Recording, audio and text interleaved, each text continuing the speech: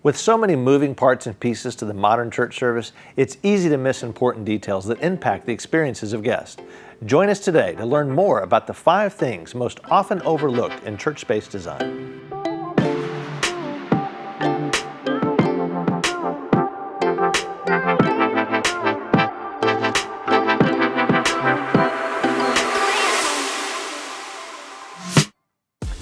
Hi, I'm Donnie Bronner, owner and CEO at Paragon 360.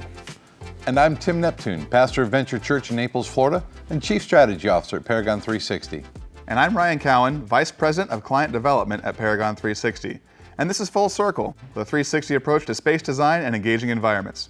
We're coming to you from Paragon Studios, and today we're going to be talking about 5 easy ways to improve the experience at your church. Well, Ryan, I'm really excited to dive into this topic because there's a lot of things that often get overlooked in church space design that really have a big impact on the overall guest experience. Many churches are serving very multi-generational audiences, and it can be challenging to meet the needs of a very diverse congregation while also trying to reach the unchurched. It's not a one-size-fits-all for every church. No, and experience is everything. Typically when we're starting a project, we'll start the process off with a needs assessment. We're really trying to understand the church's vision, what they're trying to accomplish. It really informs us what kind of experience and what kind of environment we're trying to create. This is essential for all churches to do, whether they're doing a new project or not. They really need to define their vision. Exactly. For example, if your church is trying to build community, then we need to intentionally design margin space where connections can occur, where relationships are developed. If you're trying to build your church by reaching young families, then there needs to be a focus on the children's area. If you're trying to make small improvements to your current space, you could send out a survey and get feedback from your congregation, and then hold a visioning session with your leadership team to determine where you want to go. When we start to work with churches, we begin with a ministry assessment and prioritization plan. And during this exercise, we define what the current reality is. What do we know to be true today? How are we doing? Who are we reaching? What roadblocks are hindering our growth?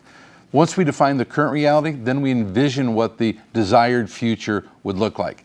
Who do we want to reach? What opportunities do we want to lean into? How can we better modify our facility? Once we know where we are and where we want to go, then it's simply a matter of really determining the steps that we need to take and the order in which to take them. Yeah, and after you understand what your vision is, you need to really consider the entire experience that a guest is going to receive from start to finish, which typically starts with the communication they receive before they ever step foot inside the church. Churches must invest in their brand to improve the experience of guests and members alike. A brand is more than a logo. It's a tone of voice, it's values, it's the visual identity that reflect your mission, vision, and values. So we need to sit down with the creative team and look at those materials. Does your website, signage, and social media really communicate your message, clearly? And is your brand inviting to those outside of the congregation? Then we need to make the necessary decisions to actually develop that brand. Yeah, and that brand should be carried out through the design of the entire space. We're talking interior design, signage, wayfinding, choice of color palette. Let's go back and talk about signage and wayfinding a little bit, because that's a big key factor in making guests feel welcome. Yeah, it really is, Ryan. It's very common for churches that have many doors that don't have a clear entrance. One of the most frustrating things that a first-time guest can experience is getting there and then not knowing where to go. It's important that we make the main entrance very obvious, and we do this through signage. In fact, all of your signage really should be simple, clear, and obvious. Consider creating a focus group to evaluate your building's wayfinding. Maybe invite some friends or some colleagues, some people who don't regularly attend your church, and then ask them for some feedback. How comfortable did they feel navigating your facility? And then add, update, or install whatever signage you need in order to make those necessary improvements. Yeah, exactly. Signage is just important from outside to inside the church, including the main entrance, welcome areas, classrooms, restrooms, children's areas. This is something you could easily implement right away through a vinyl sign on the exterior of the glass, yard signs, or outdoor feather flags. Inside, you could install permanent signage or use pop-up banners. Yeah, another opportunity is to assess if your space is fostering community and relationship building. Churches must create space for connection. Hallways and foyers are an important part of the space if they're designed to foster connection through an open design, furniture that encourages gathering, and decor that reflects the brand. Yeah, and a good way to assess that is to step back from your normal Sunday routine and just observe where people are gathering and where they're connecting. Just look, where are they having conversations? Do they have the space they need, or the conversations in a cramped corner of the space? Is connection occurring at all? If people are gathering in the parking lot, then you likely need to consider how you can more effectively foster community.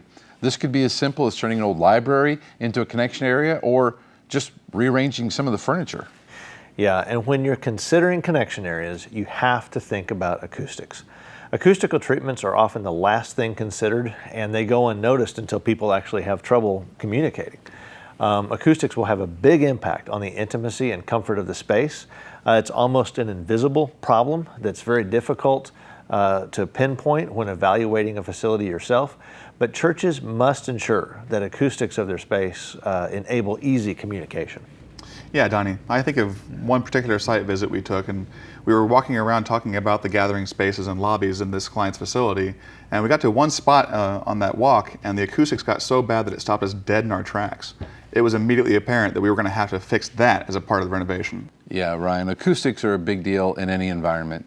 In fact, in a recent study, Americans identified noise as the most bothersome irritation in restaurants, noting that they're more likely to leave prematurely and less likely to return. And churches are not immune to this. The acoustics within the different areas of your church can have a big impact on the experience. And if you aren't sure if you have a problem, you can check with some of the older congregants that are maybe using hearing aids. If they're constantly having to make adjustments, then there may be some room for improvement. And acoustics can easily be fixed in your current space. As a matter of fact, we have some great options for fixing acoustics while enhancing the aesthetic design of the space. Well, thank you, gentlemen, for sharing your perspective today. Whether you're renovating or simply trying to improve your current space, the experience you create must be purpose-driven and intentional, reflect your vision, and foster connection and relationship building.